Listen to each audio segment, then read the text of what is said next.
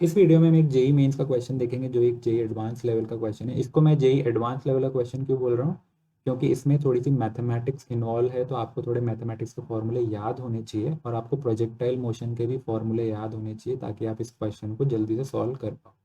तो एक बार अपन फटाफट क्वेश्चन को रीड कर लेते हैं, फिर अपन इसका सोल्यूशन देखेंगे।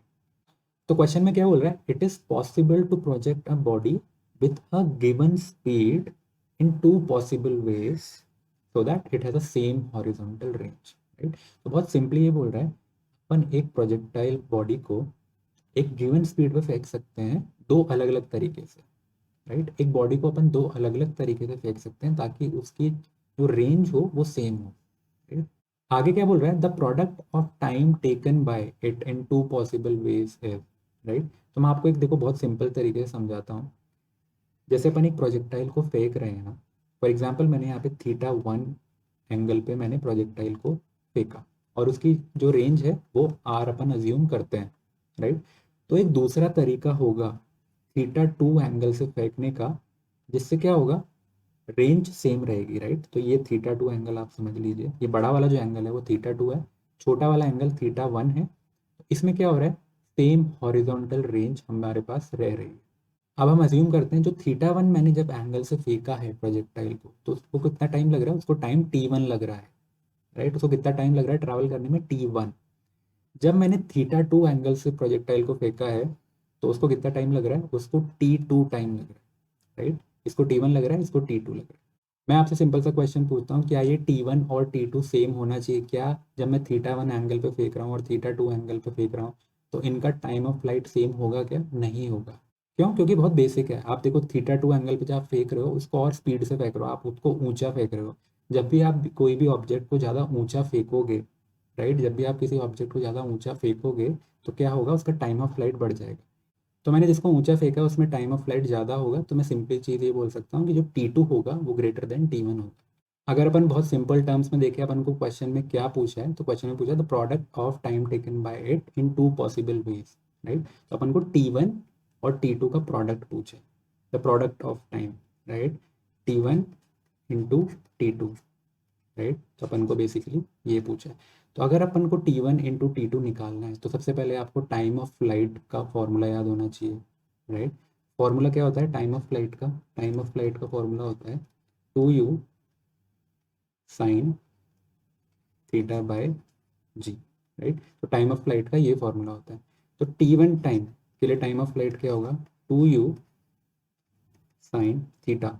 t1 केस में थीटा कितना है, θ1, राइट, अपॉन जी। ओके, t2 कितना होगा, 2u साइन, उसको अपने θ2 से फेंका था, बाय जी। राइट, अब आप इसको केयरफुली ऑब्जर्व करना, मैंने दोनों में स्पीड जो है वो u ली है अपन, क्योंकि क्वेश्चन में गिवन था, अपन ने फेंका है with a given speed. Right, तो इनिशियल वेलोसिटी दोनों केस में सेम है, u है। राइट, वो मैंने ज्यूम करी u है। राइट, तो अपना आंसर बेसिकली क्या आएगा, 2u इंटू 2u क्या होगा, 4u² और साइन θ1 है और साइन θ2 है और नीचे क्या होगा, g इंटू जी। ओके, तो मेरे को बेसिकली ये आंसर मुझे आया है मेरे पास। ठीक है, अपने पास ये तो आ गया, लेकिन अपन को ऑप्शंस में क्या गिवन है, अगर आप ऑप्शंस को ध्यान से देखोगे, राइट, तो ऑप्शंस में जितने भी आंसर गिवन है वो आर की टर्म्स में है, यानी रेंज की टर्म में। राइट, तो अपन को ये जो आंसर निकालना है वो रेंज की टर्म में निकालना है। राइट, तो आपको रेंज का फॉर्मूला भी याद होना चाहिए। रेंज का फॉर्मूला क्या होता है, रेंज का फॉर्मूला क्या होता है, u² sine 2 theta by ji. Right, तो आपको रेंज का फॉर्मूला याद होना चाहिए, आपको टाइम ऑफ फ्लाइट का फॉर्मूला याद होना चाहिए, तभी आप इस क्वेश्चन को सॉल्व कर पाओ। राइट, तो अपन आगे बढ़ते हैं। तो अपना आंसर अभी तक ये है, ये अपना आंसर है, लेकिन अपन को जो आंसर है वो रेंज की टर्म्स में चाहिए। राइट, रेंज की टर्म्स में चाहिए। देखो अपने पास u² है, हाँ मेरे पास u² है, मेरे को रेंज में भी u² चाहिए होता है, वो अपने पास है।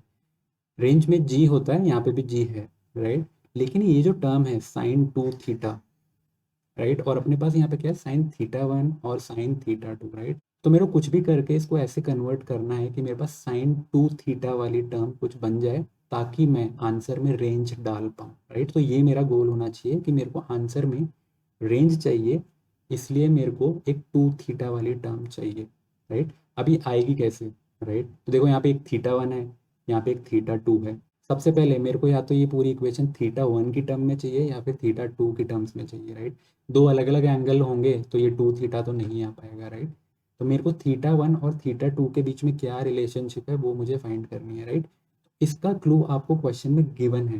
क्या गिवन है, देखो मैं आपको बताता हूँ। अपन को गिवन है कि रेंज सेम है, राइट। जो रेंज है वो सेम है, राइट। अगर रेंज सेम है तो मैं क्या बोलूँगा कि जब मैंने उसको थीटा 1 एंगल पे फेंका तो उसकी रेंज क्या होगी भाई, उसकी रेंज होगी साइन 2 थीटा, 2 थीटा 1। मैंने जब उसको थीटा 1 एंगल से फेंका तो उसकी रेंज होगी u square sine 2 theta 1 by g. जब मैंने इसको थीटा 2 एंगल से फेंका तो उसकी रेंज क्या होगी, sign 2 theta 2 by ji, right. और ये दोनों इक्वल होंगे क्योंकि रेंज सेम है, फिर क्वेश्चन में गिवन है। जी से जी कैंसिल हो गया, यू स्क्वायर से यू स्क्वायर कैंसिल हो गया। मेरे पास क्या आया, sine 2 theta 1 is equal to sine 2 theta 2। तो मेरे पास एक रिलेशनशिप आ गई थीटा 1 और थीटा 2 के बीच में, राइट। अब देखो इसमें आपको थोड़ी सी मैथमेटिक्स आनी चाहिए, राइट। कैसे, देखो sine 2 theta 1 is equal to sine 2 theta 2 है।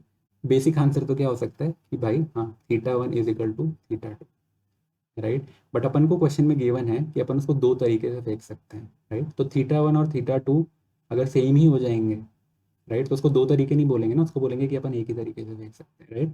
तो theta 1 is equal to theta 2, तो ये तो मैंने रिजेक्ट कर दिया, राइट। अब आपको पता होना चाहिए जब भी ऐसा होता है sine A is equal to sine B, यानी sine 2 theta 1 is equal to sine 2 theta 2, अब आप क्या बोल सकते हो कि 2 theta 1 is equal to 180 degree minus 2 theta 2। ये बेसिकली बहुत सिंपल सी मैथ्स है, राइट। बहुत सिंपल सी मैथ्स है। मैथ्स क्या है, अगर मैं ऐसे बोलूँ, देखो मैं आपको लिख के दिखा रहा हूँ, sine A is equal to sine B, right. तो सिर्फ या तो A is equal to B होगा या फिर A is equal to 180 degree minus B होगा, ठीक है। आप इसका मैथमेटिकल बैकग्राउंड चेक कर सकते हो, राइट। वो एक अलग इक्वेशन है, उसके लिए एक अलग वीडियो लगेगा, लेकिन अपन अभी समझ सकते हैं कि हाँ जब भी ऐसा होगा sine 2 theta 1 is equal to sine 2 theta 2, तब अपन उसको क्या लिख सकते हैं, 2 theta 1 is equal to 180 degree minus 2 theta, right. तो मैं 2 से सब कैंसिल कर देता हूँ, तो theta 1 is equal to 90 degree minus theta 2। Basically मैंने 2 कॉमन ले लिया और कैंसिल कर दिया उसको, मेरे पास थीटा 1 क्या आ गया, 90 डिग्री माइनस थीटा 2, राइट। इस वाली इक्वेशन को मैं यहाँ पे यूज़ करता हूँ, तो मैं इसको लिखता हूँ 4u², राइट। मैं आंसर को लिख रहा हूँ 4u²। थीटा वन को मैं कैसे रिप्लेस करूँ, थीटा 1 को मैं लिख सकता हूँ 90 डिग्री माइनस थीटा 2, राइट। तो मैं लिख रहा हूँ थीटा 1 को 90 डिग्री माइनस थीटा 2, और जो साइन थीटा 2 है मुझको वैसा का वैसा रहने दे रहा हूँ, राइट। और नीचे क्या है, जी इंटू जी, तो कंटिन्यू रहेगा, राइट। अब आंसर में मेरे पास क्या आ गया, 4u²। साइन 90 माइनस थीटा कितना होता है भाई, कॉस थीटा होता है, राइट। कॉस थीटा होता है, तो ये हो जाएगा कितना, कॉस थीटा 2। यहाँ पे थीटा नहीं है ना, यहाँ पे थीटा 2 है, तो cos theta 2। Sine 90 minus theta 2 कितना होगा, कॉस थीटा 2। इतनी मैथमेटिक्स आपको आनी चाहिए, राइट। और जो साइन थीटा 2 है वो मैं वैसा का वैसा लिख दे रहा हूँ, जी इंटू जी। अब देखो मेरे पास क्या हो गई, यहाँ पे साइन थीटा 2 हो गया, यहाँ पे कॉस थीटा 2 हो गया, दोनों थीटा 2 की टर्म्स में तो आ गए, राइट। पर मेरे को आंसर जो चाहिए वो रेंज की टर्म में चाहिए, राइट। जैसे मैंने आपको पहले ही बताया था। और रेंज में क्या आता है, साइन 2 थीटा, अंदर क्या होता है 2 थीटा। तो वो मैं अब कैसे निकालूँ, उसके लिए भी आपको एक बेसिक मैथमेटिकल फॉर्मूला याद होना चाहिए, और वो क्या होता है वो अभी देखते हैं। तो बेसिकली वो फॉर्मूला क्या है, अगर इक्वेशन ऐसी है 2 साइन थीटा कॉस थीटा, तो इसको अपन सिंप्लीफाइड वे में क्या लिख सकते हैं, साइन 2 थीटा। ये एक मैथमेटिकल फॉर्मूला है जो मैं अज्यूम कर रहा हूँ आपको आना चाहिए, आप मैथमेटिक्स भी पढ़ रहे हो और आपको इतना फॉर्मूले मैथ्स के आते हैं, राइट। तो मेरे पास आ गया 2 sine theta cos theta equal to sine 2 theta. अब मैं कोशिश करता हूँ इसको यहाँ पे यूज़ करने की। देखो कॉस थीटा मेरे पास है, साइन थीटा मेरे पास है, बेसिकली थीटा 2 है, लेकिन उसको बेसिकली आप थीटा भी अज्यूम कर सकते हो ना, थीटा 2 को, राइट। मेरे पास साइन थीटा है, कॉस थीटा है, और यहाँ पे भी 2 भी है, राइट। मैं इसको 4 को क्या लिख देता हूँ, 2 इंटू 2। मेरे पास 2 आ गया, कॉस थीटा आ गया, साइन थीटा आ गया, तो मैं इसको क्या लिख सकता हूँ, साइन 2 थीटा, राइट। तो मैं आंसर में लिखता हूँ, मैं इस 2 को यूज़ कर रहा हूँ। 4 को देखो मैंने सिंपली क्या किया, 4 को 2 इंटू 2 लिखा, राइट। एक 2 तो बच गया, वो 2 बच गया, यू स्क्वायर ऐसा का ऐसा बच गया, राइट। मैंने इस 2 को, इस कॉस थीटा को और इस साइन थीटा को, राइट, क्या लिख दिया, साइन 2 थीटा, राइट। यहाँ पे थीटा अपना क्या है, थीटा 2, साइन 2 थीटा, राइट। और नीचे क्या आ गया, जी इंटू जी, राइट। अब देखो कितना सिंपल हो गया।